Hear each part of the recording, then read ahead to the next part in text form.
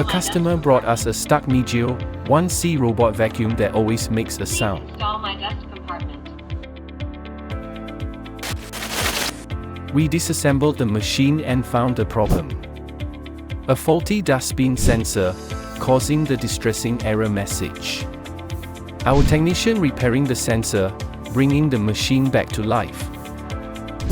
But that wasn't the end of it. Look at this. The robot vacuum was tainted with an abundance of dust.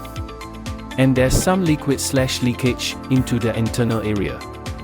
Our technician initiated a deep cleaning service. Every speck of dust was removed from every side of the robot vacuum. And then, the robot vacuum sprang to life, operating with full performance. Are you having the same problem? Contact us today.